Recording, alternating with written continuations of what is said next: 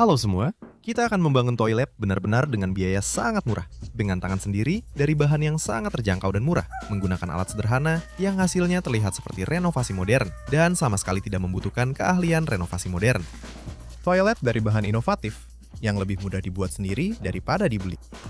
Dengan prinsip yang sama, pasti bisa juga membangun gudang kecil, area bersampai, dan kamar mandi.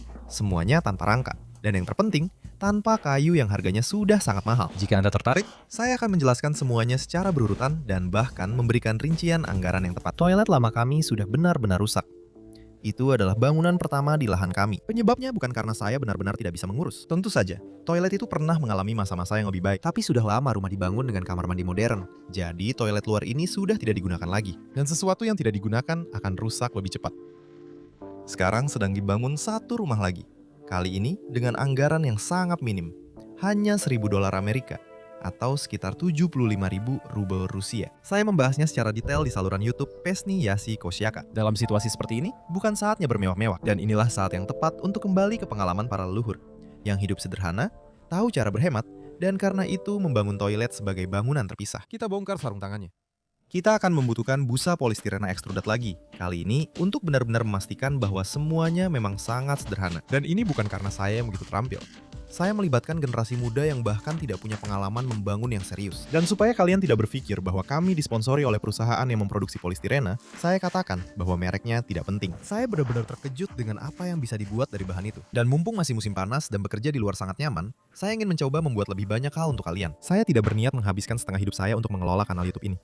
Suatu saat nanti, saya akan menemukan kekuatan untuk berkata, saya lelah, saya pergi. Meskipun saya akui, ini sangat membuat ketagihan. Baru saja memasuki 5 tahun kedua, saya sudah mulai menyiapkan penerus untuk kanal ini. Dan yang paling menjanjikan sejauh ini masih disembunyikan. Ponco militer. Ini kalau ada yang bertanya, kenapa anak laki-laki itu memakai ponco militer? Tapi ada alasan kedua juga. Ini adalah ponco militer yang cukup membawa keberuntungan. Aku juga mulai menjalankan kanal YouTube dengan memakainya. Dan kakekku pernah bertugas di Angkatan Laut sambil memakainya. Kami menggunakan styrofoam dengan ketebalan 3 cm. Styrofoam ini sudah di-freeze-kan sehingga permukaannya kasar. Kalau tidak ada yang seperti ini, bisa pakai styrofoam biasa yang permukaannya halus dan dibuat kasar, misalnya dengan sikat kawat. Lembaran-lembaran tersebut direkatkan satu sama lain menggunakan lem busa poliuretan. Agar sambungannya tidak bergeser sebelum lem mengering, sambungan-sambungan tersebut ditekan dengan beban. Kami merekatkan strip sepanjang 3 kali panjang lembaran standar, dan lebarnya 3,5 kali lebar lembaran. Ukuran lembaran yang digunakan hampir 120 kali hampir 60 cm. Selanjutnya kami memotong strip tersebut menjadi 4 bagian. 2 dengan lebar 86 cm, dan 2 dengan lebar 92 cm.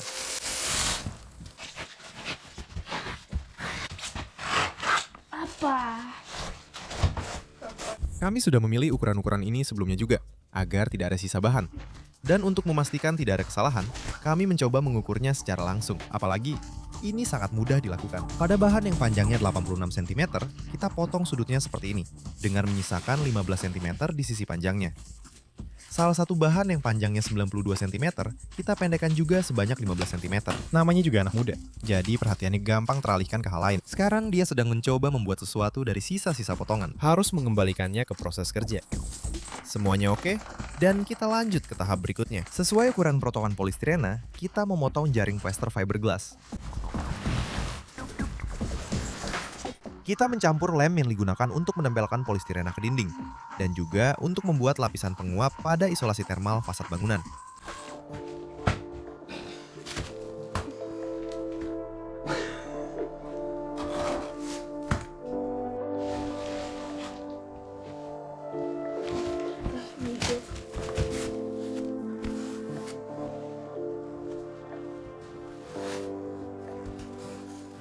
Proses selanjutnya sangat sederhana, dan sudah dijelaskan secara detail di video-video sebelumnya di kanal saya.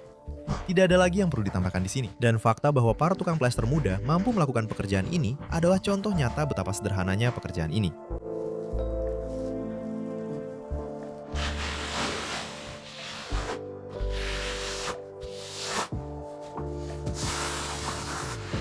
Penonton setia kanal saya sudah tahu tentang material baru ini, yang sifat-sifatnya sangat menyederhanakan banyak tahap konstruksi, dan karena itu, material ini terus membuat saya terkesan.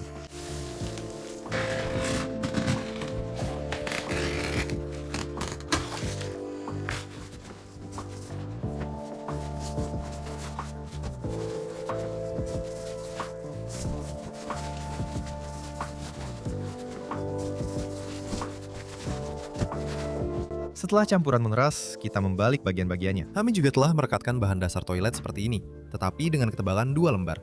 Karena untuk dasar, Anda akan membutuhkan 4 lembar. Namun, kami menggunakan sisa-sisa dari proyek sebelumnya. Ukurannya 120 x 120 cm. Lembaran untuk atap nanti didapatkan dengan merekatkan 2 lembar menjadi satu. Hasilnya juga 120 x 120. Kami melapisi sisi kedua dengan plester.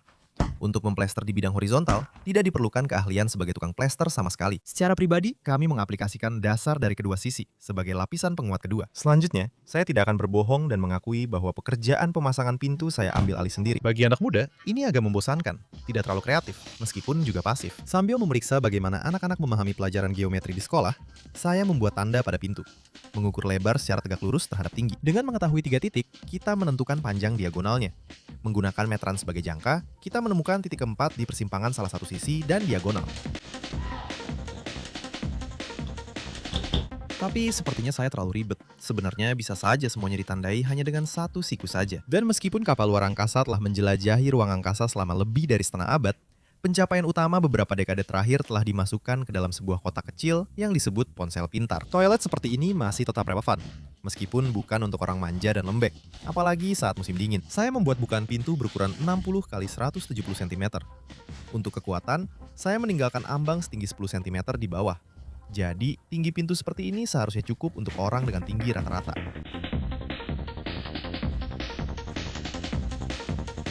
Saya tetap harus menggunakan sedikit bahan kayu olahan, yaitu balok dan lis, yang bisa dipotong dan dirapikan sendiri, atau bisa juga dibeli yang sudah jadi. Kedua cara itu tetap akan sangat murah, karena hanya membutuhkan sedikit saja. Dari balok berukuran 20 x 30 mm akan dibuat kusen pintu, dan untuk daun pintunya dibutuhkan rangka dari balok yang sama, yang saya sambung dengan baut favorit saya, yaitu baut Euro untuk furniture. Itu juga disebut konfirmat, tapi skrup biasa juga bisa digunakan.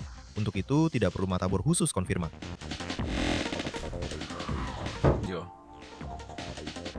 Saya menghitung panjang balok bingkai agar memiliki celah sekitar 4 mm dengan kusennya. Dan isi pintu akan tetap terbuat dari bahan komposit inovatif yang sama, yang kita buat dari polistirena dengan menambahkan lapisan penguat, panel sandwich yang sesungguhnya. Isi seperti ini seharusnya tidak rentan terhadap pembengkakan musiman akibat perubahan kelembapan, sehingga pintu tidak akan melengkung atau macet. Sudah lama saya mencari bahan yang terjangkau untuk trailer karavan, dan sepertinya saya sudah menemukannya. Sauna tong buatan sendiri di trailer buatan sendiri. Memang sesekali saya gunakan seperti itu. Tapi karavan khusus rasanya akan lebih nyaman. Jadi siapa tahu, mungkin toilet ini adalah latihan utama sebelum membuat karavan baru. Selain itu, dengan memacu trailer seperti ini, kita bisa memastikan ketahanan bangunan dari bahan ini terhadap angin topan tanpa perlu terowongan angin. Potongan yang saya ambil dari bukaan, saya potong sesuai ukuran yang dibutuhkan, dan saya tempelkan ke dalam bingkai dari kayu. Daun pintu sudah jadi.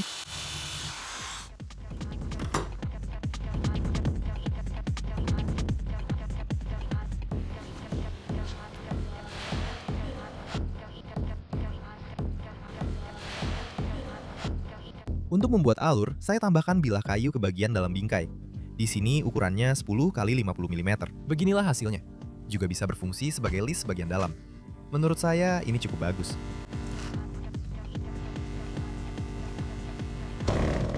Dan ini adalah penahan pintu sementara. Semua bahan dipindahkan lebih dekat ke tempat perakitan.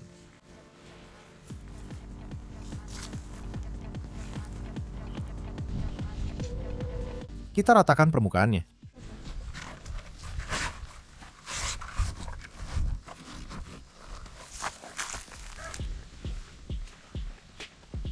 Tumpukan bahan yang sangat ringkas, yang misalnya bisa dibuat di garasi, dibawa ke villa dan dengan cepat dirakit di sana. Karena toilet harus cukup ringan dan oleh karena itu mudah dipindahkan, kita rakit di tempat yang nyaman untuk perakitan. Lalu setelah selesai, kita pindahkan dan tempatkan di titik yang diinginkan di atas lubang atau wadah. Meskipun dindingnya tipis, berkat penggunaan busa polistirema ekstrudasi, diperoleh sifat isolasi termal yang sebanding dengan ketebalan 20 cm dinding dari balok kayu, seperti yang diklaim oleh produsen polistirena. Hal ini, bersama dengan volume bangunan yang kecil dan pemasangan pemanas udara yang terhubung ke jaringan listrik rumah, seharusnya memungkinkan untuk mendapatkan suhu yang nyaman dengan sangat cepat di musim dingin, bahkan untuk berlama-lama di dalam. Saya berharap dalam praktiknya memang seperti itu. Anda tinggal menyalakan saklar yang akan ada di rumah, sambil berpakaian, sambil berjalan ke sana. Terlebih lagi, Sesuai tradisi Slavia, yang mungkin berakar dari zaman pagan, toilet biasanya dibangun cukup jauh dari rumah. Siapa yang tahu jawaban lain mengapa bisa begitu? Silakan tulis di kolom komentar di bawah video. Sementara itu di toilet, meskipun di luar minus 10 derajat, di dalam sudah 20 derajat hangat. Kita mendapatkan 2 dalam 1. Keeksotisan toilet jalanan klasik yang sesungguhnya dipadukan dengan kenyamanan yang diidamkan oleh hunian modern. Setelah kembali ke rumah, matikan pemanasnya. Atau bisa juga mematikan relay dengan timer, supaya tidak lupa dan tidak memanaskan toilet kosong secara sia-sia. Pembangunan kita sepertinya bahkan membuat burung peliharaan tetangga terkejut. Sampai-sampai semuanya berkumpul untuk melihatnya.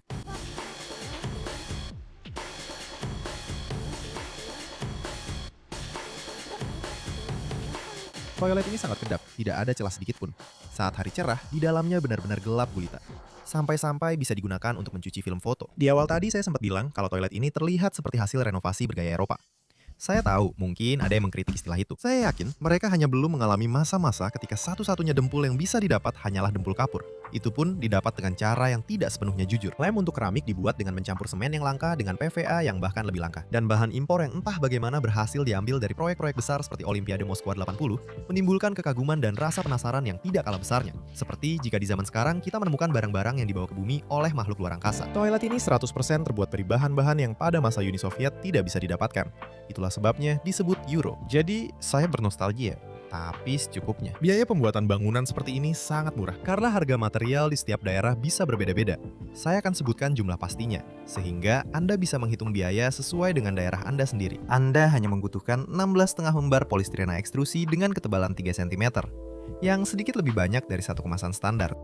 Setengah tabung busa lem poliuretan, 25 meter persegi jaring plester fiberglass, 2 kantong campuran perekat seberat 25 kg yang digunakan untuk menempel dan memplester fasad polistirena, serta sedikit kayu kaso dan lis, sejumlah kecil baut dan sekrup, 1 kantong lem keramik untuk membuat tekstur bata, 2 gulung lakban kertas, engsel, gagang dan kait, serta 1 liter cat eksterior. Kami sudah pernah bekerja dengan material dari berbagai merek, dan meskipun kami bukan profesional, kami tidak merasakan perbedaan pada sifat-sifatnya. Jadi kami sarankan untuk membeli yang paling murah. Lem dan busa memang merekatkan dengan kuat, tapi untuk memastikan kekuatan ekstra, saya memperkuat sudut-sudutnya dengan jaring penguat. Seperti pada semua tahap konstruksi, pada tahap ini juga tidak ada yang sulit. Dan sambungan dengan atap cukup saya tutup dengan adukan. Di video tentang dinding rumah seharga $1.000, banyak yang tertarik dengan proses pembuatan tekstur bata pada dinding. Di sini saya bisa menjelaskan tentang hal itu lebih detail. Pertama, kami menggambar garis-garis horizontal di dinding dengan jarak 7,5 cm. Panjang bata kami sesuaikan berdasarkan ukuran dinding, supaya didapatkan bata utuh dan setengah bata yang pas. Bata kami memiliki panjang 22,5 cm. Lakban kertas dengan lebar sesuai ukuran nut bata tidak tersedia di pasaran. Jadi, saya memotong 2 gulungan lakban selebar 19 mm secara memanjang menggunakan gerinda. Pertama-tama, kami menempelkan pita secara horizontal, lalu secara vertikal. Memang seperti itu. Tidak ada cara lain. Kemudian, kami memotong kelebihannya dengan cara seperti ini, sehingga ujung-ujung pita vertikal yang tersisa bertumpu pada pita horizontal. Dengan cara ini, jauh lebih cepat daripada menempelkan potongan-potongan terpisah. Kemudian, saya mengoleskan lapisan lem keramik ke dinding, berusaha agar ketebalan lapisannya sama. Jika tidak bisa mendapatkan ketebalan yang sama, tidak masalah, hasilnya tetap akan terlihat keren. Semakin tebal lapisannya, semakin timbul teksturnya. Oleskan lem ke sisi kedua. Lalu dengan gerakan seperti ini, tekan sisi pertama menggunakan alat penghalus. Di sini, kita mencoba mencari titik tengah yang pas. Jangan langsung setelah mengoleskan lapisan, tapi juga jangan terlalu lama menunggu, karena lem cepat mengering dan tidak lagi ikut tertarik saat diratakan dengan alat penghalus. Setelah melapisi dan menepuk semua dinding, saya menunggu sekitar 1 jam. Dan malam pun mulai tiba. Saya melepas strip lakban horizontal, sedangkan yang vertikal terlepas dengan sendirinya.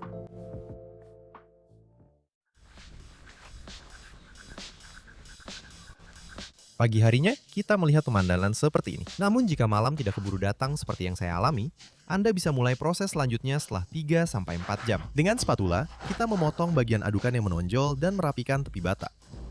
Toilet kami memiliki ukuran dalam 85 x 85 cm dan ukuran luar 93 x 93. Tinggi dinding depan 205 cm, sedangkan bagian belakang 190. Ukuran ini sudah cukup untuk orang dengan ukuran rata-rata.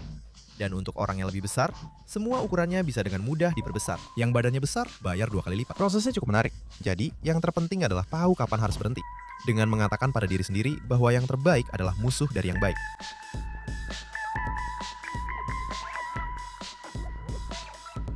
Kami tidak mendekorasi permukaan pintu agar terlihat seperti bata. Idealnya, pintu dibuat dengan tekstur kayu. Tapi kalau mau roll yang cocok dari Tiongkok, harus menunggu lama. Jadi, dengan menggunakan raw cat tekstur yang dibeli, kami mengoleskan lem ubin yang dibuat agak lebih encer. Dan hasilnya adalah keindahan abstrak yang luar biasa.